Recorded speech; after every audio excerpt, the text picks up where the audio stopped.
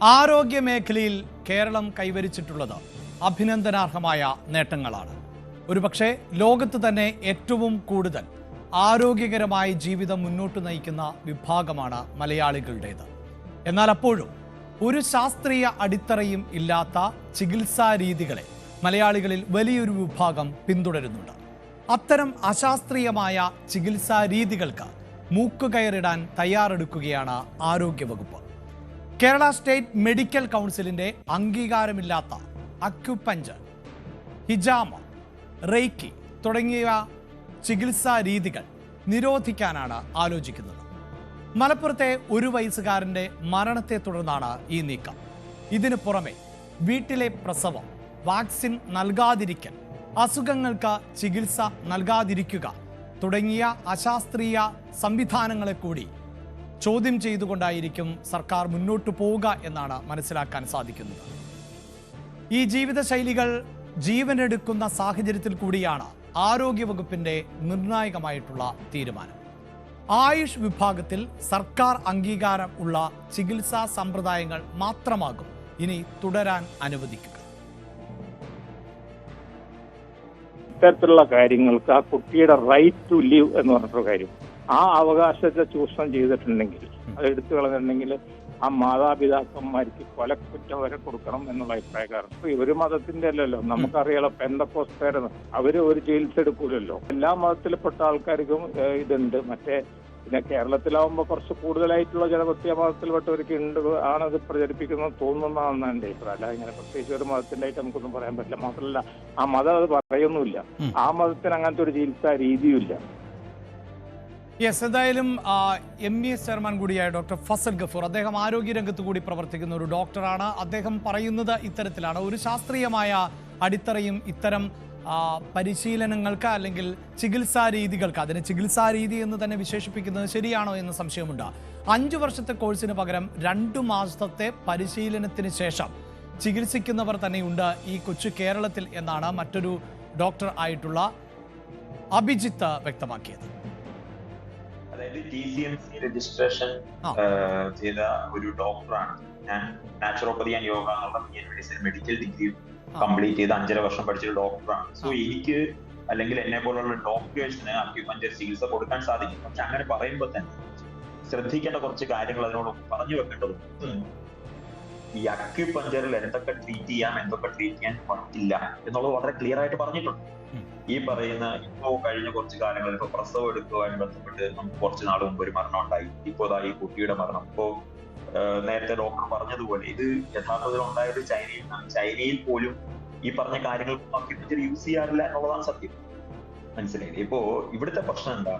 ഇവിടുത്തെ യഥാർത്ഥത്തിലുള്ള പ്രശ്നം, ഇന്ന് ഒരു 100 അക്യുപഞ്ചർ ക്ലിനിക്കുകൾ എന്നുള്ള പേരിൽ ഇവിടെ വരുന്ന ക്ലിനിക്കുകൾ എടുത്താൽ അതിൽ 95 എണ്ണവും റൺ ചെയ്യുന്നത് 2 മാസം 3 മാസം ഓൺലൈനായിട്ടും ഓഫ്ലൈനായിട്ടും അക്യുപഞ്ചർ പഠിച്ചു എന്ന് അവകാശപ്പെടുന്ന, ഒരു തരത്തിലും ഇതിന്റെ ശാസ്ത്രീയമായ അല്ലെങ്കിൽ മെഡിക്കലി ഒരു നോളജും ഇല്ലാത്ത, നമ്മൾ എന്തെങ്കിലും സാധാരണ ഇപ്പൊ ടൈല് പണിക്കോ വാണപ്പടിയൊക്കെ സാധാരണക്കാർ വരെ ഇത് വന്നിട്ട് 2 മാസത്തെ ഓൺലൈനിലോ ഓഫ്ലൈനിലോ കോഴ്സുകൾ പ്രൊവൈഡ് ചെയ്യാണ് കേരളത്തിൽ.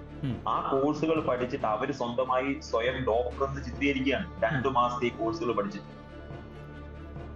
വാർത്തയുടെ വിശദാംശങ്ങളുമായി CV അനുമോദാണ് ചേരുന്നത്. അനുമോദ്, ഏറ്റവും ഒടുവിൽ 1 വയസ്സുള്ള കുട്ടി മഞ്ഞപ്പിത്തം ബാധിച്ച് മരിക്കുന്ന സാഹചര്യം ഉണ്ടാകുന്നു. നമുക്കറിയാം പല ചികിത്സകളും ലഭ്യമാകുന്ന അസുഖങ്ങൾ, അത് ബാധിച്ചു പോലും മരണപ്പെടുന്ന ഒരു സാഹചര്യം, ഇപ്പോൾ ജീവൻ നഷ്ടപ്പെടുന്ന സാഹചര്യങ്ങളൊക്കെ പലപ്പോഴും ഉണ്ടാകാറുണ്ട്. കൊച്ചുകുട്ടികൾക്കുമൊക്കെ അത് ചികിത്സ നൽകിയിട്ടും ഫലിക്കാതെ വരുന്ന ഒരു സാഹചര്യത്തിലാണ്. പക്ഷേ ഇവിടെ ചികിത്സ തന്നെ നിഷേധിക്കപ്പെടുന്ന സാഹചര്യം ഉണ്ടാകുന്നു. ഒട്ടും അടിത്തറയില്ലാത്ത ചില ചികിത്സാ രീതികളെ പിന്തുടരുന്ന സാഹചര്യം ഉണ്ടാകുന്നു. ഇത്തരം ചികിത്സാ രീതികൾ നടത്തുന്നവർക്ക് ഒരു ആധികാരികതയും ഇല്ല എന്ന സാഹചര്യം ഉണ്ടാകുന്നു. അവിടെയാണ് തീർച്ചയായും ഇത്തരം ചികിത്സാ രീതികൾ പിടിക്കപ്പെടേണ്ടത്, അതിന് മൂക്കുകയറിടേണ്ടത്. സർക്കാർ സംവിധാനങ്ങൾ ആ നിലയിൽ തന്നെ ആലോചിക്കുന്നു, ആ നിലയിൽ മുന്നോട്ട് പോകുന്നു. അങ്ങനെയാണോ മനസ്സിലാക്കേണ്ടത് അനുമോ?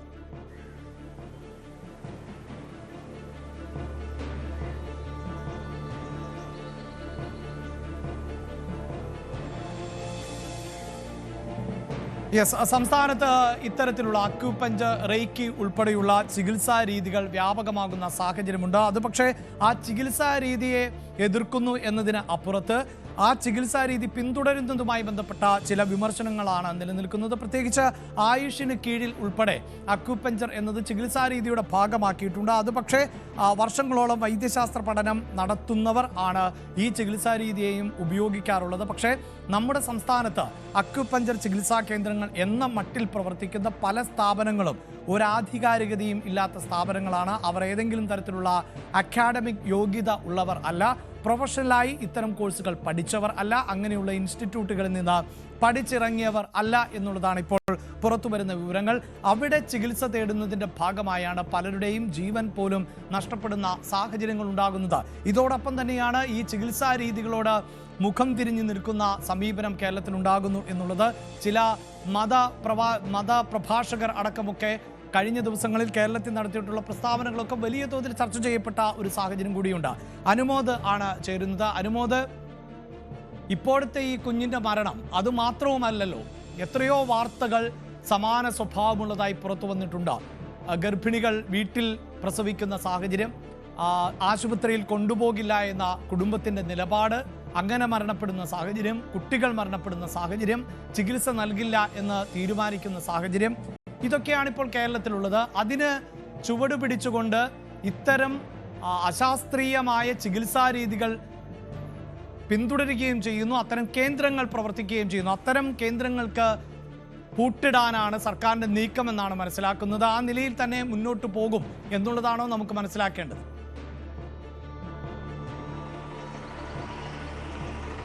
അഭിലാഷ്, മലപ്പുറം ജില്ലയെ സംബന്ധിച്ച് കഴിഞ്ഞ കുറേ വർഷങ്ങളായിട്ട് ഇത് ഇവിടെ ഉണ്ടായിക്കൊണ്ടിരിക്കുന്ന ഒരു കാര്യമാണ്. അന്ധവിശ്വാസവും അതുപോലെ തന്നെ മതവ്യാഖ്യാനങ്ങൾ, മതവിശ്വാസങ്ങളെ തെറ്റായുള്ള വ്യാഖ്യാനിച്ചുകൊണ്ടുള്ള തെറ്റായ പ്രചരണങ്ങൾ, ഇതൊക്കെ തന്നെ ശാസ്ത്രീയതയെ പൂർണ്ണമായും നിരാകരിക്കുന്ന തരത്തിലേക്കാണ് മാറിയിട്ടുള്ളത്. അശാസ്ത്രീയതയിൽ ആധികാരികമായിട്ട് അശാസ്ത്രീയത മാത്രമാണ് ഈ പല ചികിത്സകളുടെയും പിന്നിലുള്ളത് എന്ന് നമുക്ക് വ്യക്തമാണ്. അത്തരത്തിലുള്ള ഒരു സംവിധാനങ്ങൾക്കെതിരെയാണ് ഇപ്പോൾ സർക്കാരിൻ്റെ ഭാഗത്ത് നിന്ന് ഒരു നീക്കം വരുന്നത്. അതിന് വഴിവെച്ചത് നമുക്കറിയാം, 3-4 മാസങ്ങൾക്ക് മുൻപ് പെരുമ്പാവൂർ സ്വദേശിനി മലപ്പുറത്ത് വീട്ടിൽ പ്രസവത്തിനിടെ മരിച്ചത്. അതിൻ്റെ ആ ഒരു അന്വേഷണം ഒക്കെ പുരോഗമിക്കുന്നതിനിടെ അതേ സമാന സ്വഭാവത്തിൽ, അതായത് ഈ തരത്തിൽ വീട്ടിൽ പ്രസവിച്ച് ഒരു തരത്തിലും വാക്സിനേഷൻ നൽകാതെ പ്രകൃതിയുടെ രീതിയിൽ വളരട്ടെ എന്ന് വളർത്തുന്ന ഒരു കുഞ്ഞ് മഞ്ഞപ്പിത്തം രൂക്ഷമായി അത് തലച്ചോറിനെ ബാധിച്ച് ചികിത്സ കിട്ടാതെ മരിക്കുന്ന ഒരു സാഹചര്യം ഉണ്ടാകുന്നു. ഇതിനൊക്കെ തന്നെ അടിസ്ഥാനപരമായിട്ട് വന്നിരിക്കുന്നത് ശാസ്ത്രവിരുദ്ധതയാണ്, അശാസ്ത്രീയമായിട്ടുള്ള ചികിത്സാ രീതികൾ പിൻപറ്റലാണ്. അപ്പോൾ ഇത് ഒരു ഒറ്റപ്പെട്ട സംഭവമല്ല, മറിച്ച് ഒന്നിൻ്റെ തുടർച്ചയായിട്ട് തന്നെയാണ് മറ്റൊന്നും ഉണ്ടായിരിക്കുന്നത്. ഇത്തരത്തിൽ വീട്ടിൽ പ്രസവിക്കുകയാണ് ഏറ്റവും ഉത്തമം. വൈദ്യശാസ്ത്ര പ്രകാരമുള്ള ചികിത്സകൾ തെറ്റാണ്. ഇഞ്ചക്ഷൻ എടുക്കുന്നത്, അതായത് വാക്സിൻ എടുക്കുന്നത് ശരിയായ നടപടിയല്ല.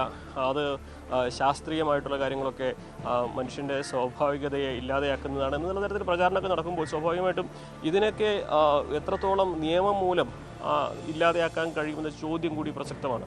കാരണം ഇതിനൊക്കെ ആളുകൾ പിന്തുടരുന്നത് കൊണ്ടാണ് ഇത്തരം സംവിധാനങ്ങൾക്ക് ഇവിടെ രഹസ്യമായിട്ടും പരസ്യമായിട്ടുമൊക്കെ വളരാൻ കഴിയുന്നത്. അപ്പോൾ സർക്കാരിന് ചെയ്യാനാവുന്നത് ഇത്തരത്തിൽ പ്രവർത്തിക്കുന്ന നിയമപ്രകാരം രജിസ്ട്രേഷൻ ഇല്ലാത്ത, അതായത് ചികിത്സ നൽകാൻ കഴിയാത്ത തരത്തിലുള്ള ഈ സ്ഥാപനങ്ങളെ, അല്ലെങ്കിൽ ഇവർ നടത്തുന്ന ആതുരാലയങ്ങളെന്നോ പരിശീലന കേന്ദ്രമെന്നോ കൺസൾട്ടൻസി എന്ത് വേണമെങ്കിലും വിളിക്കാം, അതിനെയൊക്കെ നിരോധിക്കുകയാണ് ഇപ്പോൾ നിയമം മൂലം ഇവിടെ ചെയ്യാൻ കഴിയുന്ന ഒരു കാര്യം. പക്ഷേ അപ്പോഴും ഇതിന് എത്രമാത്രം പ്രായോഗിക തലത്തിൽ നടപ്പാക്കാൻ കഴിയുമെന്ന ചോദ്യം വളരെ പ്രസക്തമാണ്. നേരത്തെ തന്നെ നമ്മൾ രാവിലത്തെ ചർച്ചയിൽ കണ്ടതാണ്, ഇതിൻ്റെ ലൂപ്പ് ഹോളുകൾ ഇതിൽ ഒട്ടനവധിയുണ്ട്. നിയമത്തിൻ്റെ തന്നെ ലൂപ്പ് ഹോളുകൾ പിൻപറ്റിയാണ് ഇവർക്ക് പലയിടങ്ങളിലും സ്വീകാര്യത ലഭിക്കുന്നതും അതിനെ ന്യായീകരിച്ചുകൊണ്ടിരിക്കുന്നതും. അപ്പോൾ അത്തരത്തിലുള്ള സംവിധാനത്തിലെ വ്യാജന്മാരെ തിരിച്ചറിഞ്ഞ് അതിനെ നിരോധിക്കുക എന്നാണ് ഇപ്പോൾ സർക്കാരിൻ്റെ ഭാഗത്തു നിന്നും ഉള്ള ഒരു ശ്രമം. ഇത് അത്ര എളുപ്പമുള്ള കാര്യമല്ല. കാരണം മലപ്പുറം ജില്ലയിൽ തന്നെ ഒട്ടനവധി കേന്ദ്രങ്ങളിൽ ഇത് രഹസ്യമായിട്ടും പരസ്യമായിട്ടും, മലപ്പുറം ജില്ലയ്ക്ക് മാത്രമായിട്ടൊരു നിയമം നടപ്പിലാക്കുകയും കേരളത്തിൽ പ്രായോഗികമല്ല. കേരളത്തിലെ എല്ലായിടത്തും ഒരേ നിയമമാണ് സ്വാഭാവികമായിട്ടും വരേണ്ടത്. അപ്പോൾ സർക്കാർ ഇതിന് മുൻകൈ എടുക്കുന്നു, ആദ്യം ചുവട് വയ്ക്കുന്നു എന്നുള്ളതാണ് ഇതിലേറ്റവും പോസിറ്റീവായിട്ടുള്ള ഒരു കാര്യം. അതിന് ഒരു കുഞ്ഞിൻ്റെ ജീവൻ ബലിയായി കൊടുക്കേണ്ടി വന്നു എന്നുള്ളത് മറ്റൊരു സങ്കടകരമായ വസ്തുതയുമാണ്. തീർച്ചയായും അവിടെ അനുമോദ സൂചിപ്പിക്കുന്ന പോലെ ഒരു കുട്ടിക്ക് ജീവിക്കാനുള്ള അവകാശമുണ്ട്. ഒരു ഗർഭസ്ഥ ശിശുവിന് പോലും അവകാശങ്ങളുള്ള ഒരു നാടാണ് നമ്മുടേത് എന്നതാണല്ലോ എടുത്തു പറയേണ്ടത്. അങ്ങനെയുള്ള ഒരു നാട്ടിൽ ആണ് ഇത്തരത്തിൽ നമുക്കറിയാം, നമ്മുടെ ഒരു പാരമ്പര്യമൊക്കെ പരിശോധിച്ചാൽ എന്തെല്ലാം അനാചാരങ്ങൾ നമ്മൾ മാറ്റി നിർത്തിയിട്ടുള്ള ഒരു കാലഘട്ടമാണിത്. ഇതിപ്പോൾ ചികിത്സയുടെ പേരിൽ ആണ് ഇത്തരം തട്ടിപ്പ് തുടരുന്നത് എങ്കിൽ അത് ചോദ്യം ചെയ്യപ്പെടുകയും അത് വിലക്കുകയും ചെയ്യേണ്ടതുണ്ട്. അനുമതി സൂചിപ്പിക്കുന്ന പോലെ ഇത്തരം കേന്ദ്രങ്ങൾ പലപ്പോഴും വലിയ ബോർഡുകളൊക്കെ വെച്ച് നിരവധിയായ ആളുകൾ ആതുരാലയത്തിന് മുന്നേ, ആതുരാലയം എന്ന് പേരിട്ടിരിക്കുന്ന ആ സ്ഥാപനത്തിന് മുന്നിലൊക്കെ ക്യൂ നിൽക്കുന്നതൊക്കെ കാണാൻ സാധിക്കും. അപ്പോൾ വ്യാപകമായ റെയ്ഡുകളോ പരിശോധനകളോ സർവേകളോ ഒക്കെ നടക്കേണ്ട സാഹചര്യമല്ലേ ഉണ്ടാകുന്നത്? ഒപ്പം ഇത്തരം സെന്ററുകൾ നടത്തുന്നവരുടെ ലൈസൻസ്, അവരെന്ത് കോഴ്സ് കഴിഞ്ഞു, ഇത് സംബന്ധിച്ച് കൃത്യമായൊരു പരിശോധനയുടെ ആവശ്യകതയാണോ ഇപ്പോഴുള്ളത്? അഭിലാഷ് രണ്ടാമത് പറഞ്ഞതാണ് ഇപ്പോഴും അത്യാവശ്യമായി ചെയ്യേണ്ടത്. ഇവർ എന്തിൻ്റെ അടിസ്ഥാനത്തിലാണ് ഇവർക്ക് ഇങ്ങനെ മറ്റൊരു വ്യക്തിയെ ചികിത്സിക്കാനുള്ള അവകാശം ലഭിച്ചത് എന്നുള്ളതാണ്. എന്താണ് ഇവരുടെ ലൈസൻസ്? എവിടെ നിന്നാണ് ഇവർ പഠിച്ചത്?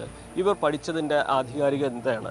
ഇവർക്ക് ഈ പറയുന്ന സർക്കാർ പറയുന്ന ഈ ആയുഷിൻ്റെ കീഴിലുള്ള യോഗ ആൻഡ് നാച്ചുറോപ്പതി വിഭാഗത്തിലാണ് അക്വാപഞ്ചർ ഉൾപ്പെടുന്നതെന്നാണ് ഇതുമായി ബന്ധപ്പെട്ടവർ വാദിക്കുന്നത്. അത് ഒരു പരിധി വരെ ശരിയാണ്. പക്ഷേ അങ്ങനെ ആയുഷ് അംഗീകരിച്ച അക്വാപഞ്ചർ ആണെങ്കിൽ അതിൻ്റെ കാലാവധി അല്ലെങ്കിൽ പഠന കാലാവധി എത്രയായിരുന്നു, അതിലേതെല്ലാം വിഷയങ്ങൾ അവർ പഠിച്ചിട്ടുണ്ട് എന്നുള്ള കാര്യങ്ങളൊക്കെ ആധികാരികമായിട്ട് അവർ തെളിയിക്കുന്ന അത്തരത്തിലുള്ള രേഖകൾ വേണം, സർട്ടിഫിക്കറ്റുകൾ വേണം, ലൈസൻസ് വേണം. ഇതൊന്നുമില്ലാതെ 2 മാസം കൊണ്ട് ഏതൊരു വ്യക്തിക്കും അക്വാപഞ്ചർ പഠിച്ച് അതിനുശേഷം അവർ പരിശീലകനാകുന്നു, ചികിത്സകനാകുന്നു, ഡോക്ടറാവുന്നു, അങ്ങനെ പോകുന്ന ഒരു സാഹചര്യമാണ് ഇവിടെ ഉള്ളത്. അപ്പോൾ കൃത്യമായിട്ട് ഇത്തരം സ്ഥാപനങ്ങളെ നിയന്ത്രണത്തിൽ കൊണ്ടുവരിക, നിരീക്ഷിക്കുക, അവിടെ പരിശോധന നടത്തുക, ഈ സർക്കാരിൻ്റെ മാനദണ്ഡങ്ങൾ പാലിക്കാതെ പ്രവർത്തിക്കുന്നവ പൂർണ്ണമായിട്ടും അടച്ചുപൂട്ടുക. അത്തരത്തിൽ അടച്ചുപൂട്ടിയിട്ടും രഹസ്യമായിട്ട് ഇത്തരത്തിലുള്ള സംവിധാനങ്ങൾ പ്രവർത്തിക്കുന്നുണ്ടെങ്കിൽ അവരെ നിയമപ്രകാരം ജയിലിൽ അടയ്ക്കാനുള്ള തൻ്റെ ഇടം കാണിക്കണം. അങ്ങനെ അല്പം ധീരമായി മുന്നോട്ട് പോയാൽ മാത്രമേ ഈ കാര്യങ്ങളൊക്കെ നടപ്പിലാവുകയുള്ളൂ. അതല്ലെങ്കിൽ ഇവിടെ മതത്തെ ചൊല്ലിയാണ് ഈ വിവാദമെന്നും അത് മതവിഭാഗങ്ങളെ അപകീർത്തിപ്പെടുത്താനാണെന്നും അവരെ വേദനിപ്പിക്കാനെന്നും മതവികാരം വ്രണപ്പെടുത്താനാണെന്നുള്ള പ്രചാരണമൊക്കെ പിന്നാലെ തന്നെ വരികയും വലിയൊരു വിഭാഗം അതിനെ വിമർശനങ്ങളുമായി സാമൂഹ്യ മാധ്യമങ്ങളൊക്കെ വരികയും ചെയ്യും. അപ്പോൾ അത്തരത്തിലുള്ള സമ്മർദ്ദങ്ങളെക്കാൾ വലുതാണ് അവിടെ മനുഷ്യജീവൻ എന്ന ഒരു തിരിച്ചറിവിൽ ആണിപ്പോൾ സർക്കാർ ഇത്തരത്തിലുള്ള നടപടികളെ മുന്നോട്ട് പോകുന്നത്. പക്ഷേ അത് പൂർണ്ണമായും ഫലവത്താവണമെങ്കിൽ ഈ പറയുന്ന തരത്തിലുള്ള പരിശോധനകളും അതേപോലെ തന്നെ നടപടികളും ഗ്രൗണ്ട് ലെവലിൽ എടുക്കുക തന്നെ വേണം. അത് എളുപ്പത്തിൽ നടക്കുന്നതാണെന്ന് പറയാനാകില്ല. എങ്കിൽ പോലും ഇത്തരത്തിലൊരു ആലോചന നടക്കുന്നു എന്നുള്ളത് പോസിറ്റീവാണ്. പക്ഷേ ഇത് ഒരു വിവാദം ഉണ്ടാകുമ്പോൾ, ഒരു സംഭവം ഉണ്ടാകുമ്പോൾ അതിനെ ചുറ്റിപ്പറ്റി കുറച്ച് ദിവസം ഈ കാര്യങ്ങളൊക്കെ ചർച്ച ചെയ്യുകയും അതിനുശേഷം ആരോഗ്യവകുപ്പിനെ കുറിച്ച് പറയുകയാണെങ്കിൽ മറ്റേതെങ്കിലും വേറെ എന്തെങ്കിലും ഒരു ബുദ്ധിമുട്ട്, ക്രൈസിസ് വരികയാണെങ്കിൽ, ഇപ്പോൾ ഏതെങ്കിലും ഒരു അസുഖം എവിടെയെങ്കിലും പൊട്ടിപ്പുറപ്പെടുകയാണെങ്കിൽ അല്ലെങ്കിൽ മറ്റെന്തെങ്കിലും തരത്തിൽ ഒരു വ്യാപൃതരാകുന്ന ഒരു സാഹചര്യം വരികയാണെങ്കിൽ ഇതിലെ ഫോക്കസ് മുഴുവൻ മറ്റ് കാര്യങ്ങളിലേക്ക് മാറുകയും ഇത് സ്വാഭാവികമായിട്ടും മന്ദഗതിയിലാവുകയും ചെയ്യും. പിന്നീട് മറ്റൊരു തരത്തിലുള്ള പ്രശ്നങ്ങൾ ഉണ്ടാകുമ്പോഴാണ് ഈ വിഷയം വീണ്ടും സജീവമായിട്ട് പൊന്തി വരിക. അപ്പോൾ ഇതൊക്കെ തുടർച്ചയായിട്ടുള്ള പരിശോധനകൾ കൊണ്ടും തുടർച്ചയായിട്ടുള്ള നടപടികൾ കൊണ്ടും മാത്രമേ നിയന്ത്രിക്കാൻ കഴിയുകയുള്ളൂ. ഇതിപ്പോൾ അക്വാപഞ്ചറിന് മാത്രം കാര്യമല്ല, മലപ്പുറത്തിൻ്റെ മറ്റൊരു സാഹചര്യം കൊണ്ടുണ്ട്. മഞ്ഞപ്പിത്ത ചികിത്സയാകട്ടെ, മൂലക്കുരു വൈദ്യമാകട്ടെ, അങ്ങനെ ഒരു തരത്തിലും ശാസ്ത്രീയമായിട്ട് ഒരു അടിത്തറയുമില്ലാത്ത പല ചികിത്സകളും ഇവിടെ പ്രാദേശികമായിട്ട് പലയിടത്തുമുണ്ട്. അവിടെയൊക്കെ നടത്തുന്ന ചികിത്സകളും പൂർണ്ണമായും അശാസ്ത്രീയമാണ്. അതിനൊക്കെ തന്നെ വലിയ തോതിൽ മറ്റു പ്രശ്നങ്ങൾ ഉണ്ടാവുകയും ചെയ്യുന്നുണ്ട്. അപ്പോൾ അതിനെ കൂടി ഇതിൻ്റെ കൂട്ടത്തിൽ കൊണ്ടുവരാനാണ് ഇപ്പോൾ ആരോഗ്യവകുപ്പിൻ്റെ ഭാഗത്തുനിന്നുള്ള ആലോചനകൾ എന്താണെങ്കിലും പോസിറ്റീവായിട്ട് തന്നെയാണ് പുരോഗമിക്കുന്നത്. ഇത് പ്രായോഗികമായിട്ട് എത്രത്തോളം നടപ്പിലാകുമെന്നുള്ളതാണ് നമുക്കിനി കണ്ടറിയേണ്ടത്. തീർച്ചയായും അവിടെ അനുമോദ് സൂചിപ്പിക്കുന്നത് പോലെ തന്നെ പുതിയ കാലഘട്ടത്തിൽ ഇപ്പോൾ ഈ പറയുന്നത് പോലെ മൂലക്കുരു എന്ന് പറയുന്ന ഒരു അസുഖം, അതൊക്കെ ഇപ്പോഴും മലയാളികളിൽ പലരും പുറത്തു പറയാൻ മടി കാണിക്കുന്ന അസുഖമാണ്. പക്ഷേ പഠനങ്ങളിൽ നിന്ന് മനസ്സിലാക്കുന്നത് മലയാളികൾക്കാണ് ഏറ്റവും കൂടുതൽ ഈ അസുഖമുള്ളത്. കാരണം നമ്മുടെ ഭക്ഷണ രീതി അങ്ങനെയാണ്. അവിടെ പോലും വഴിയോരത്ത് മുഴുവൻ ഇത്തരം പോസ്റ്ററുകൾ കാണാം. ഈ മൂലക്കുരുവിന് ചികിത്സ എന്ന് പറഞ്ഞ ഒരു രഹസ്യ സ്വഭാവമുള്ള പോസ്റ്ററാണ്. ആ ആശുപത്രികൾ ഏതെങ്കിലും മുക്കിലും മൂലയിലും ഒക്കെ ഒരു വീടായിരിക്കും. അവിടെ ചികിത്സിക്കുന്നത് ബംഗാളിലെയോ ആസാമിലെയോ 10ാം ക്ലാസ്സുകാരും പാസ്സാകാത്ത ഒരാളായിരിക്കും എന്നതാണ് വസ്തുത. അപ്പോൾ അങ്ങനെ രഹസ്യ സ്വഭാവമുള്ള സ്ഥാപനങ്ങളുണ്ടെങ്കിൽ അത് കണ്ടെത്തുവാനും പരിശോധിച്ച് അവരെ പിടികൂടുവാനും ഒക്കെയുള്ള സംവിധാനങ്ങൾ ഉണ്ടാകണം. അതൊന്ന്. മറ്റൊന്ന് അനുമോദ്, ഈ ജാതിയുടെയും മതത്തിൻ്റെയും ഒക്കെ പേര് പറഞ്ഞുകൊണ്ടുള്ള ചില രീതികളുണ്ടല്ലോ, അതായത് പ്രാർത്ഥിച്ച് അസുഖങ്ങൾ മാറ്റുന്ന രീതി, അത് പല സമുദായ സംഘടനകളിലും അല്ലെങ്കിൽ പല ജാതി മത വിഭാഗങ്ങളിലും ഇപ്പോഴും തുടരുന്ന സാഹചര്യമാണുള്ളത്. അല്ലെങ്കിൽ മന്ത്രവാദത്തിലൂടെ പോലും ചികിത്സ നൽകാം എന്ന തരത്തിലുള്ള രീതികൾ അതൊക്കെ ഇപ്പോഴും തുടരുന്നുണ്ട്. അതൊക്കെ ചില ഒളിസങ്കേതങ്ങളിലാകാം, ചിലരൊക്കെ പരസ്യമായി തന്നെയാകാം. അങ്ങനെ ഇപ്പോൾ മലപ്പുറം എന്ന വിഷയം പറയുന്നത് കൊണ്ടാണ് ഞാനത് സൂചിപ്പിക്കുന്നത്. മലപ്പുറത്ത് മാത്രമല്ല, കേരളത്തിലുടനീളം ഇങ്ങനെ ഓരോ വിഭാഗങ്ങൾ അവരുടേതായ ചില കണ്ടെത്തലുകൾ നടത്തി അതാണ് ശരിയെന്ന് പറയുന്നവരുണ്ട്. അതെല്ലാം തിരുത്തപ്പെടേണ്ട സാഹചര്യം കൂടിയല്ലേ ഉള്ളത് അനുമോ?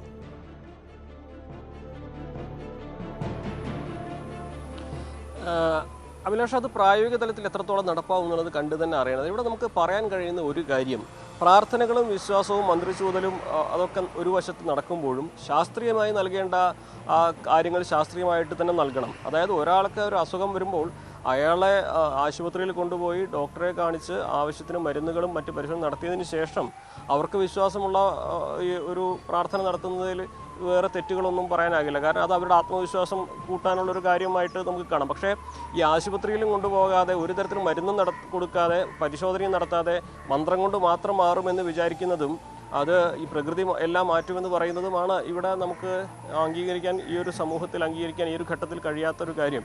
എല്ലാം ആവശ്യത്തിന് വേണമെന്ന് പറയുമ്പോൾ തന്നെയും ശാസ്ത്രീയമായിട്ട് ഒരു പ്രശ്നത്തെ പരിഹരിക്കാനുള്ള മാർഗങ്ങൾ ഉണ്ടെന്നിരിക്കെ അത് അശാസ്ത്രീയമാണെന്നും അത് വിശ്വസിക്കാൻ കൊള്ളാത്തതാണെന്നും പറഞ്ഞ് തികച്ചും പഴയ നൂറ്റാണ്ടുകളിലേക്ക് പോയി അന്ധവിശ്വാസത്തിൻ്റെയും മതവിശ്വാസങ്ങളെ തെറ്റായി വ്യാഖ്യാനിച്ചുകൊണ്ടുള്ള രീതികളും പറഞ്ഞ് ആളുകളുടെ ജീവൻ അമ്മാനമാടുന്ന ഈ സമ്പ്രദായത്തെയാണ് ഇവിടെ കൃത്യമായിട്ട് നമ്മൾ അടയാളപ്പെടുത്തേണ്ടതും അതിനെ എതിർക്കേണ്ടതും. അതല്ലാതെ ശാസ്ത്രീയമായിട്ട് ഒരാൾ മരുന്ന് കഴിച്ച് ചികിത്സയ്ക്കൊപ്പം തന്നെ അയാളുടെ വിശ്വാസപ്രകാരം അയാൾ പ്രാർത്ഥിച്ചോട്ടെ, അതൊരിക്കലും ആർക്കും തടയാൻ, അതൊക്കെ ഓരോ വ്യക്തികളുടെയും അടിസ്ഥാനപരമായിട്ടുള്ള അവകാശമാണ്. പക്ഷേ അത് മറ്റുള്ളവരുടെ ജീവനെ അപായപ്പെടുത്തുന്ന തരത്തിലേക്ക് ആവരുത്. മാത്രമല്ല, നൽകാൻ കഴിയുന്ന ചികിത്സകൾ, ജീവൻ രക്ഷിക്കാൻ സാധ്യമായ എല്ലാ സംവിധാനങ്ങളും എല്ലാ മാർഗങ്ങളും ഉപയോഗിക്കാനുള്ള സാഹചര്യമുണ്ടെന്നിരിക്കെ അതൊന്നും ഉപയോഗിക്കാതെ ഇത്തരത്തിലുള്ള അന്ധവിശ്വാസങ്ങളെയും മതവിശ്വാസങ്ങളെ തെറ്റായി വ്യാഖ്യാനിച്ചുള്ള പ്രചാരണങ്ങളെയും കൂട്ടുപിടിച്ചുകൊണ്ട് നടത്തുന്ന ഈ പ്രചാരണങ്ങളെയും ഈ സംവിധാനങ്ങളെയൊക്കെയാണ് ചോദ്യം ചെയ്യപ്പെടേണ്ടത്. അത് ചോദ്യം ചെയ്യുക എന്നുള്ളത് ഇവിടുത്തെ സാഹചര്യത്തിൽ അത്ര എളുപ്പമല്ല എന്നതുകൂടി ഈ ഘട്ടത്തിൽ പറയാതെ. തീർച്ചയായും അനുമോദ് സൂചിപ്പിക്കുന്നത് പോലെ പ്രകൃതിയോട് ഇണങ്ങി ജീവിക്കണം എന്ന് പറയുന്നവരുണ്ട്. തീർച്ചയായും പ്രകൃതിയോട് ഇണങ്ങി തന്നെയാണ് ജീവിക്കേണ്ടത്. പക്ഷേ മനുഷ്യനെ മറ്റ് ജീവജാലങ്ങളിൽ നിന്ന് വ്യത്യസ്തമാക്കുന്നത് പ്രകൃതിയിൽ നിന്നുണ്ടാകുന്ന ദുരനുഭവങ്ങളെ കൂടി തരണം ചെയ്യുവാനുള്ള ഭൗതിക തലം ആണ്. അത് 1-2 ദിവസം കൊണ്ടുണ്ടായതല്ല, പതിറ്റാണ്ടുകൾ കൊണ്ട് ആർജിച്ചെടുത്തതാണ് ഈ മനുഷ്യകുലം. അതിൻ്റെ ഭാഗമാണ് ആധുനിക ചികിത്സാ രീതികളും. അവിടെയാണ് ഈ സമൂഹത്തെ പിന്നോട്ടടിക്കുന്ന ഇത്തരത്തിലുള്ള ചികിത്സാ രീതികൾ ചോദ്യം ചെയ്യപ്പെടുന്നത്. അത് തീർച്ചയായും നമ്മുടെ ഭരണകൂടങ്ങൾ ശ്രദ്ധിക്കേണ്ട ഒന്നാണ്, വിലക്കേണ്ട ഒന്ന് തന്നെയാണ്. വാർത്തയുടെ വിശദാംശങ്ങളാണ് CV അനുമോദ് നൽകിയത്.